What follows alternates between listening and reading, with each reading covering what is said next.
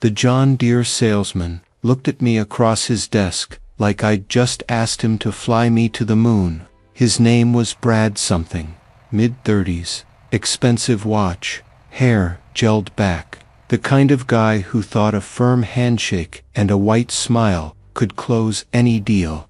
I need to order 20 tractors, I told him. 20 John Deere 8R series, fully loaded, all the options.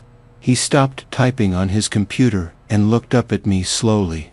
His smile got a little tighter, a little more forced. 20, he repeated, like he was making sure he'd heard right. That's correct, 28 are 410s.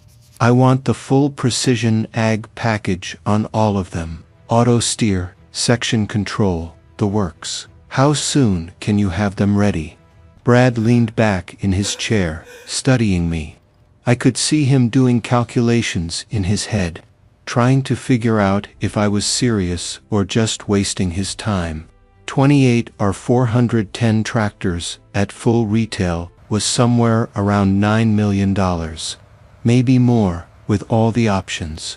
He looked at my clothes, old Carhartt jacket, worn jeans, boots that had seen better days.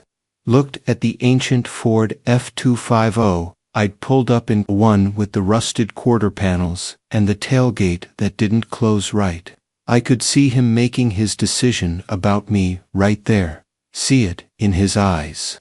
This guy's not serious. This guy's a farmer who wandered in off the street with some pipe dream. Time waster.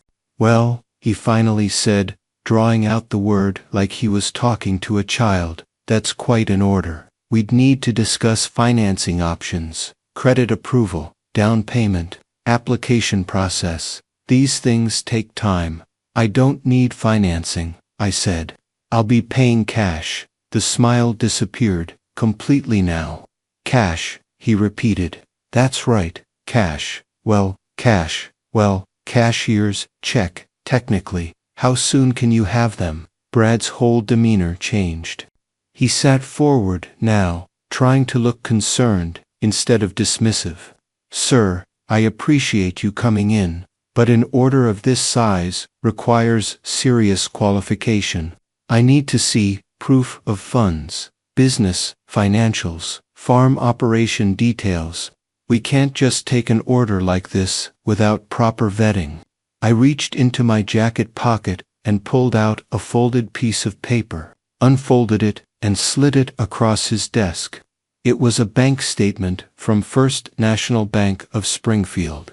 Account balance showed $23,467,812.19.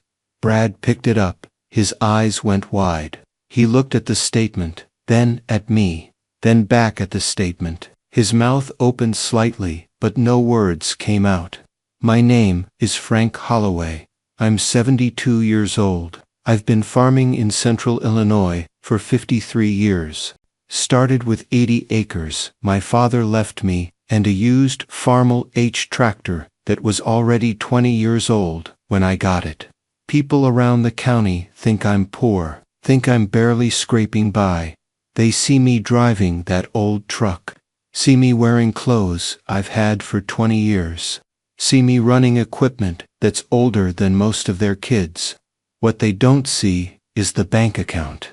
What they don't know is that every dollar I didn't spend on new trucks and fancy clothes and upgraded equipment went straight into the bank, went into investments, went into buying more land when nobody else wanted it. Over 50 years, 80 acres became 4,000 acres. That old Farmel became a small fleet of reliable, used equipment that I maintained myself. And every harvest, every year, more money went into that account. I never told anyone, never saw the point. Let people think what they want to think. Let them assume what they want to assume. Doesn't change anything. But now, I'm 72. My son Robert is taking over the operation. He's 48 years old. Worked this farm beside me since he was old enough to reach the pedals. He's earned this. earned the right to farm with equipment that makes the job easier. So I decided it was time. Time to buy him the fleet he'd need to farm 4,000 acres properly. Time to set him up right. Time to show everyone what 50 years of saving and investing can do. Brad was still staring at the bank statement. Finally, he looked up at me. "Mr. Holloway," he said, his voice completely different now. "I apologize. I didn't realize. Let me get my manager." He got up and walked quickly toward the back offices. I could see him through the glass wall, talking urgently to an older man in a suit, the manager. Both of them kept looking out at me, sitting in the showroom. They came out together. The manager was all smiles and handshakes. Introduced himself as Dennis Parker. Been managing this dealership for 18 years. Said he recognized my name now. Said he'd heard of my farm. Said a lot of things that didn't mean much. "Mr. Holloway," Dennis said, sitting down at Brad's desk, while Brad stood behind him looking uncomfortable. "I understand you want to make a significant purchase today. 28 R410s, I repeated, fully loaded. How soon can you have them?" Dennis looked at the bank statement Brad had showed him, looked at his computer screen, did some typing. "An order of this size," he said, "would normally take 6 to 8 months. These are custom builds. They come from the factory. We'd need to place the order, get you in the production queue, and wait for your build slots." "How much faster if I pay full amount up front?" I asked. Dennis blinked. "The full amount, up front, that's right, today. I'll have my bank wire the funds this afternoon." He looked at Brad. Brad looked at him.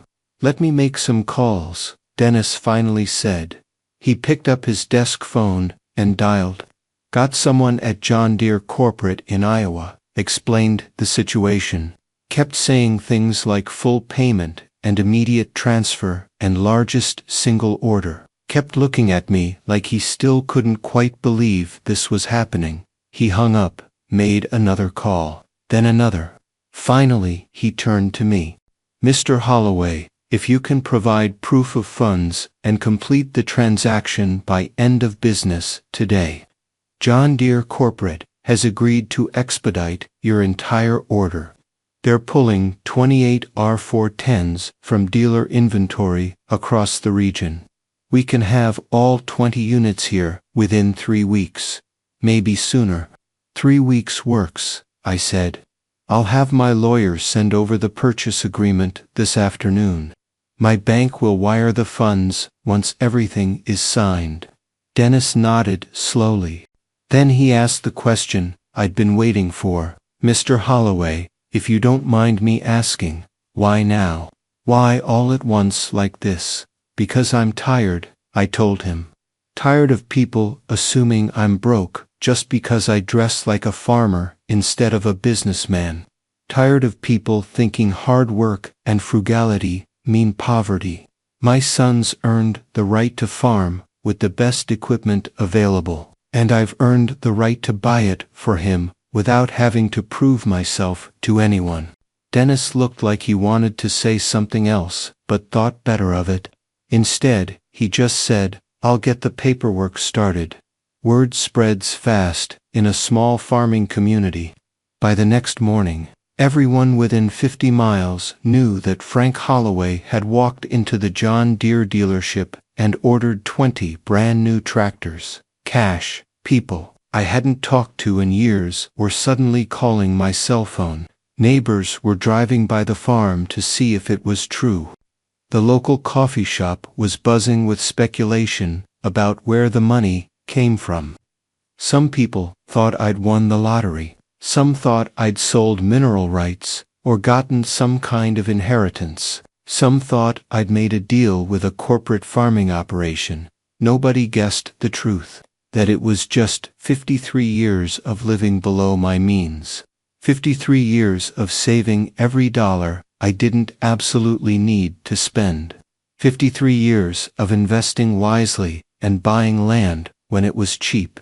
53 years of letting compound interest do its work.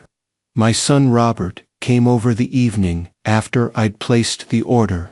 We sat on the porch of the old farmhouse where I'd raised him.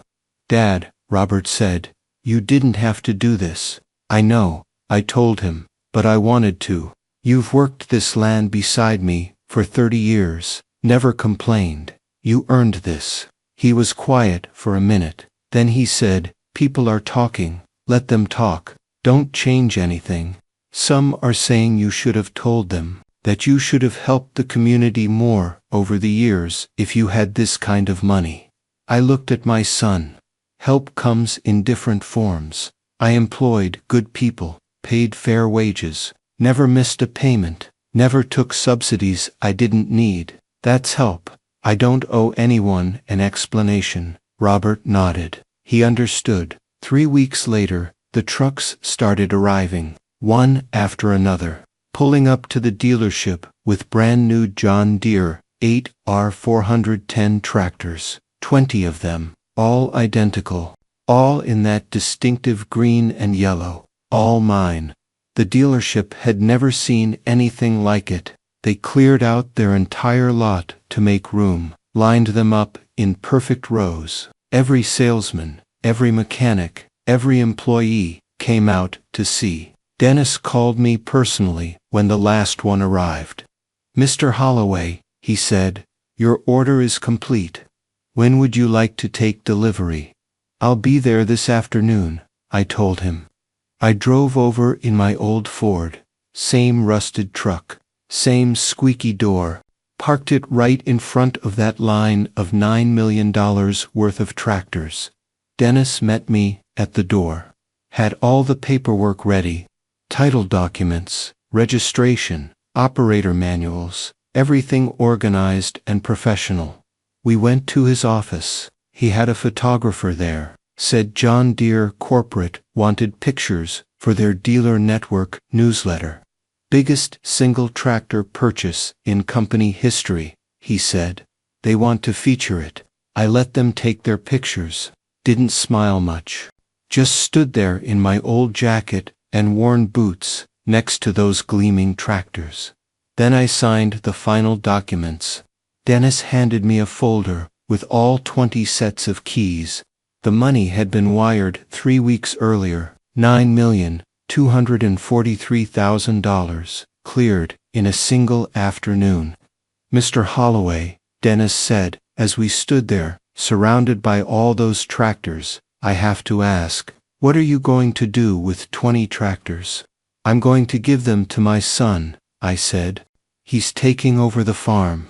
These are his tools to build with." Dennis looked confused. "You're giving them to him? $9 million worth of equipment. Just giving it?" "That's right. He earned them. I bought them. Now they're his. That's how it works." That afternoon, Robert came to the dealership.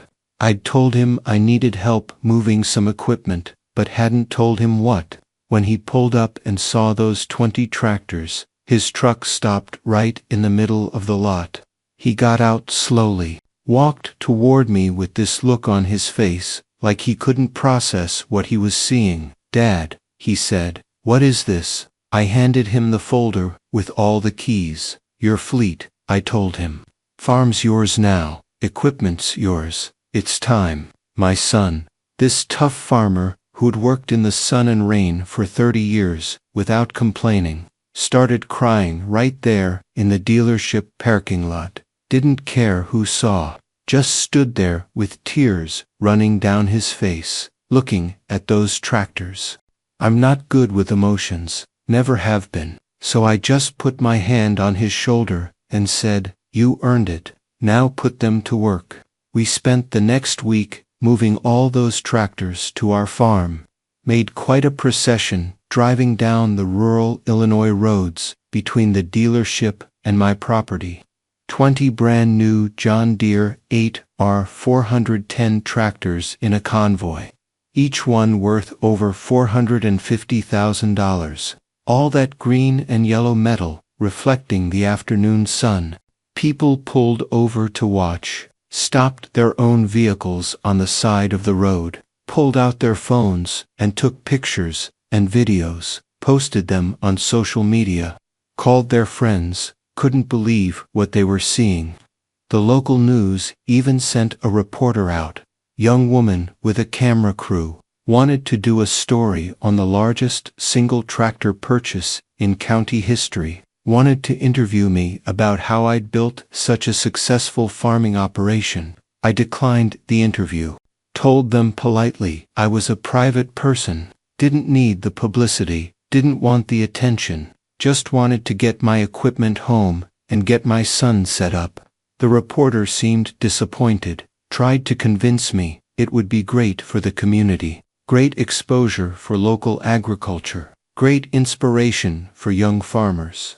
I told her the best inspiration I could give was to live the lesson, not talk about it. One of the people who pulled over to watch that tractor convoy was Bill Henderson. Bill farms about 600 acres adjacent to my property on the northwest side. He's been farming there for probably 30 years. Came from money. His father owned a successful implement dealership in addition to farming. Bill inherited both the dealership and a substantial farm operation. Bill had always looked down on me, thought I was unsuccessful because I drove an old truck and wore old clothes, thought I was barely making ends meet, would make comments at the corp about how tough it must be farming on such a thin margin, would offer unsolicited advice about farm programs and subsidies I should be applying for. Always spoke to me with this tone of condescension, like he was talking to someone who just didn't quite understand how to do things right. His farm always looked impressive from the road. New equipment every few years, painted barns, manicured yard. His house was a showpiece. Modern construction, probably 5,000 square feet. Swimming pool out back, 3-car garage full of expensive toys. But I knew something Bill didn't know. I knew. I had a friend at the bank. Not someone who violated privacy laws, just someone who knew the general financial health of local farmers and would occasionally mention in passing who was leveraged to the hilt and who wasn't. Bill Henderson was leveraged to the absolute maximum. His farm operation carried over $4 million in debt. Equipment, loans, land mortgages, operating lines of credit. He was making payments on everything. The new tractors, the new truck, the new barn, the house, all of it financed, all of it slowly drowning him. One bad crop year and Bill Henderson would be in serious trouble. But from the outside, looking at his operation, you'd think he was the most successful farmer in the county. So when Bill pulled his brand new Ford F350 King Ranch Edition truck up next to my rusty old Ford at that stop sign while I was leading the tractor convoy, and rolled down his window with this expression of complete shock on his face, I knew exactly what was going through his mind. He just stared for a long moment. His mouth opened and closed a few times like he was trying to figure out what to say. Finally, he managed to get out one question. How can you afford this? I could have been gracious, could have deflected, could have said something vague about good years and good timing. But Bill had spent 30 years making me feel small, 30 years of condescending comments, 30 years of barely concealed pity. So I told him the truth, plain and simple. I saved, I said, looking him straight in the eye, for 53 years. Every dollar you spent on new trucks, I put in the bank. Every dollar you spent upgrading equipment every 5 years, whether you needed to or not, I invested. Every dollar you spent trying to look successful and impress people, I let sit and compound. Every dollar you borrowed to maintain appearances, I earned interest on instead of paying interest on. Now, here we are. Bill's face went through several different expressions: shock, disbelief, anger, embarrassment. He opened his mouth to say something, but no words came out. The light turned green. I put my old truck in gear and drove on. Left Bill Henderson sitting there at that stop sign, probably having to reconsider everything he thought he knew about success and failure. That encounter spread through the community even faster than the tractor purchase had. Someone had apparently been behind Bill at that stop sign, heard the whole exchange, told people at the Coop. Within 2 days, everyone knew the story. Some people thought I'd been too harsh, thought I shouldn't have rubbed it in Bill's face like that, thought I should have been more humble about my success. But I didn't see it as rubbing anything in anyone's face. I saw it as stating facts. Bill had made assumptions about me for decades, had treated me as lesser, had pitied me, and those assumptions were wrong. He needed to hear that, needed to understand that everything he thought he knew about success was backwards. The interesting thing that happened after that was how the community's perception shifted, not just about me, but about wealth in general. People started questioning assumptions, started wondering who else might be quietly wealthy while appearing modest, started reconsidering their own spending patterns. The coffee shop conversations changed. Instead of bragging about new purchases and upgrades, farmers started talking about paid-off equipment, about savings rates, about investment strategies, about building long-term security instead of short-term appearance. It was like the whole county had gotten a lesson in financial discipline just from watching one old farmer buy 20 tractors with cash. My neighbor to the south, Jim Patterson, came by about a week after the tractors arrived. Jim's closer to my age, late 60s, been farming 500 acres his whole adult life. Good farmer, careful with money, but always seemed to struggle to get ahead. We sat on my porch.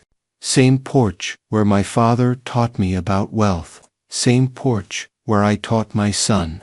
Jim had a cup of coffee in his hands and was quiet for a long time before he spoke.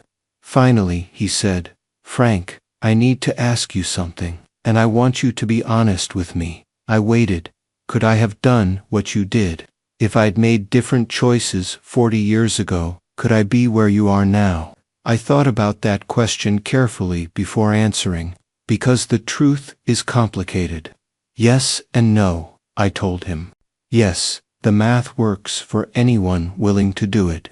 Save consistently, invest wisely, live below your means, give it time. The formula isn't secret.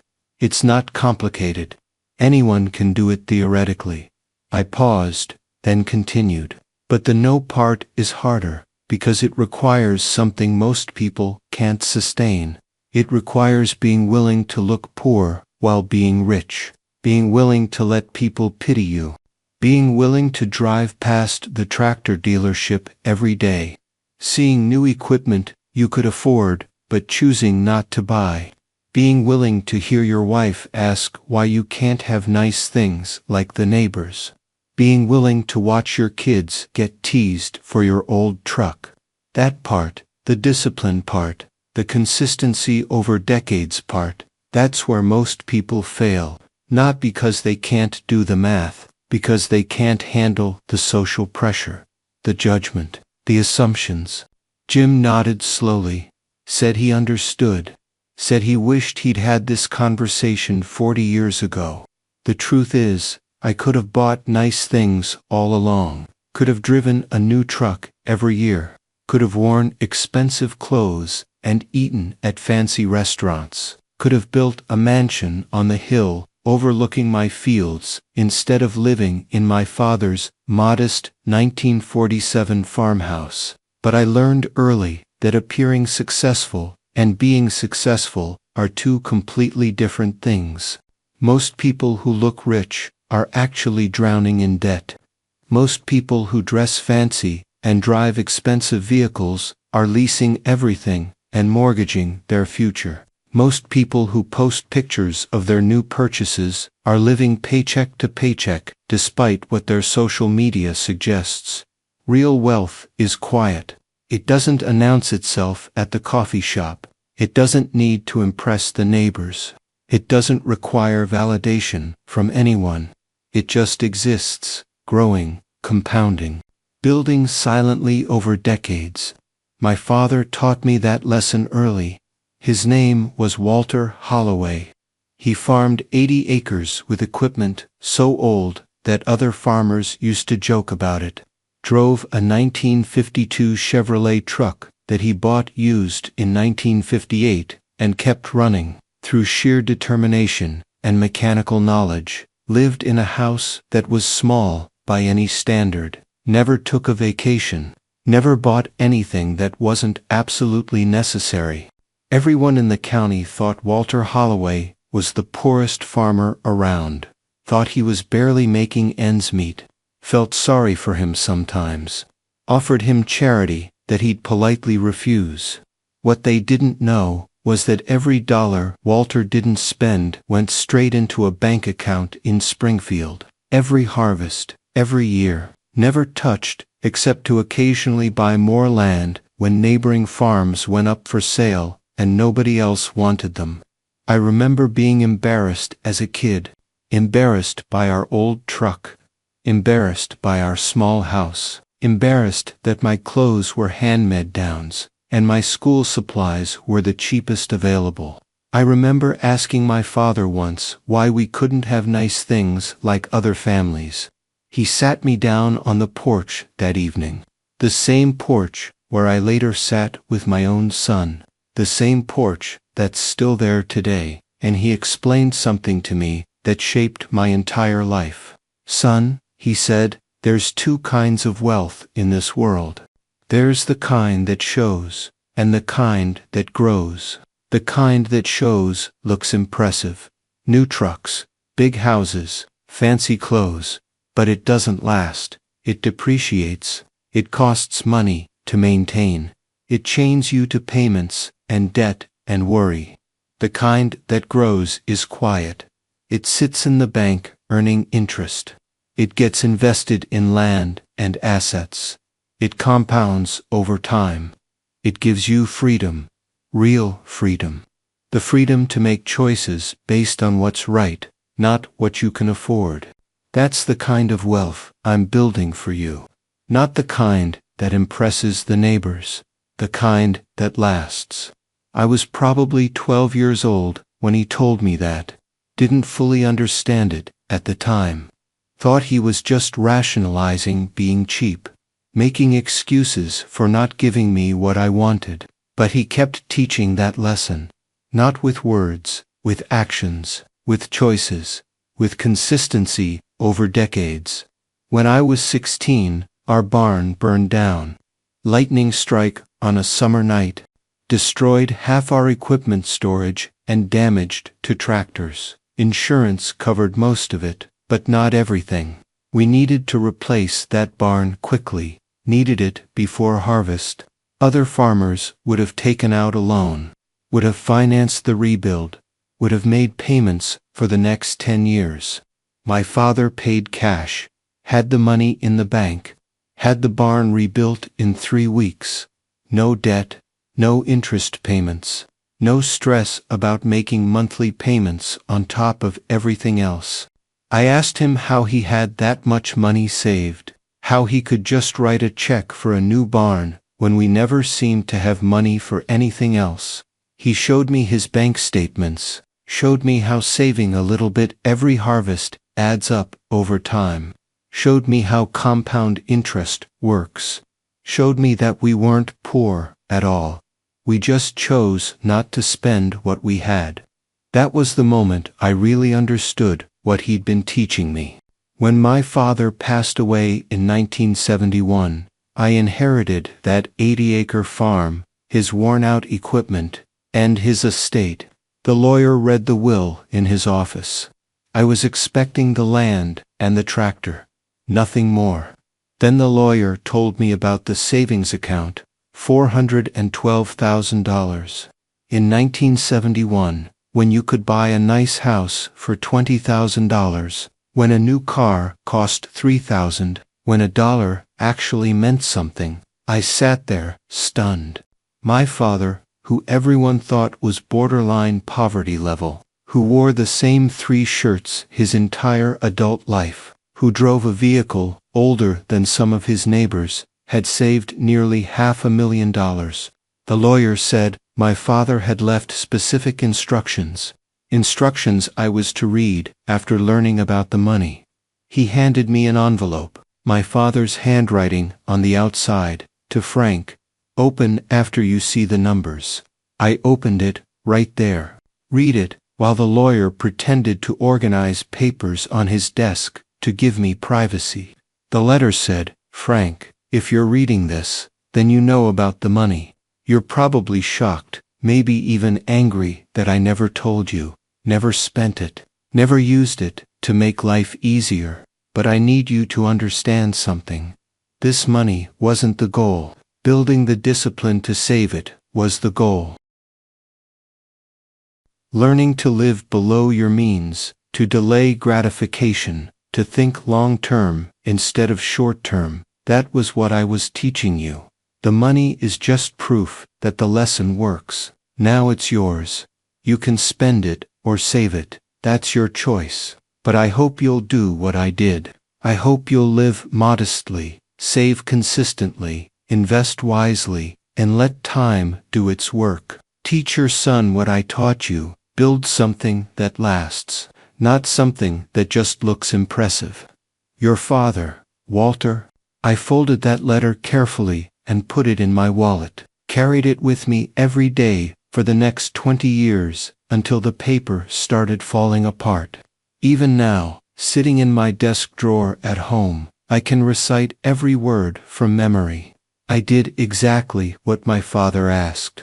Took that $400,000 and invested half of it, used the other half to buy land when opportunities came up.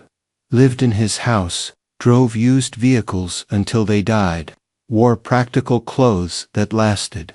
Saved every dollar I didn't absolutely need to spend. Did people think I was strange? Absolutely. Did they talk about me? Constantly. Did they think I was unsuccessful? Without question. But over 53 years, that discipline turned $400,000 into over $23 million, turned 80 acres into 4,000, turned one old tractor into a fleet, turned what looked like poverty into multi-generational wealth.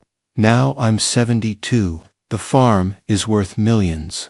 The bank account has enough to sustain me comfortably for the rest of my life. And my son has the equipment he needs to take this operation into the future. Last week, I was at the local diner having breakfast. Same place I've eaten breakfast every Saturday for 40 years. Same booth, same order. 2 eggs over easy, bacon, wheat toast, black coffee. Group of younger farmers a few booths over were talking loud enough for me to hear. Talking about my tractor purchase.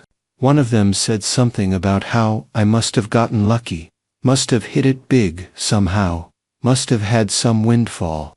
The waitress, Betty, who's worked there since before I can remember, came over to refill my coffee. She'd heard them, too. Lucky, she said quietly, shaking her head. You've been coming in here every Saturday for 40 years, ordering the same thing. Never ordering the expensive items. Always leaving a good tip, but never a flashy one. They think that's luck. I just smiled. Let them think what they want, I said. That's the thing about real wealth. It doesn't need to explain itself. Doesn't need to justify itself. Doesn't need recognition or validation or understanding. It just exists, quietly, patiently, built one good decision at a time, over decades. The John Deere dealership called me last month, wanted to feature my purchase in a case study, wanted to interview me about my farm operation and investment strategy. Wanted to understand how I'd accumulated that kind of capital. I politely declined. Told them I appreciate the interest, but I'm a private person. What I did isn't complicated enough to need a case study.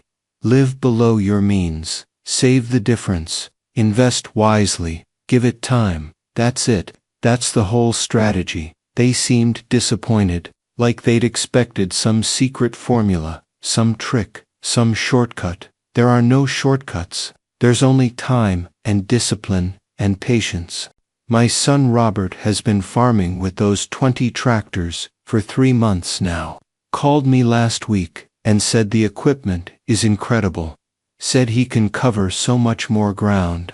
Said the technology makes everything more efficient. Said he finally understands why modern farmers love this stuff. Then he said something that made me smile.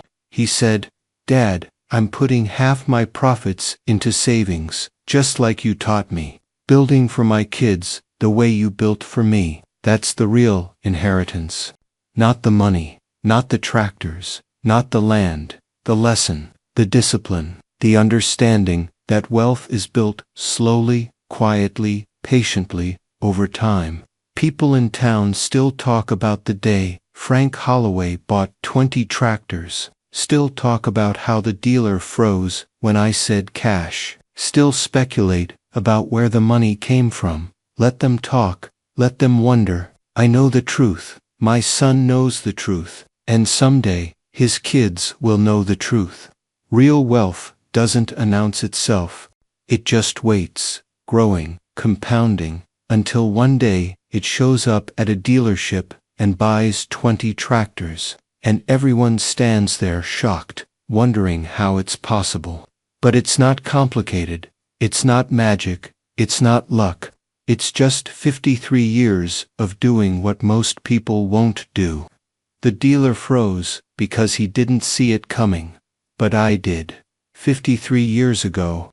That's the difference between appearing wealthy and being wealthy. And that difference is everything.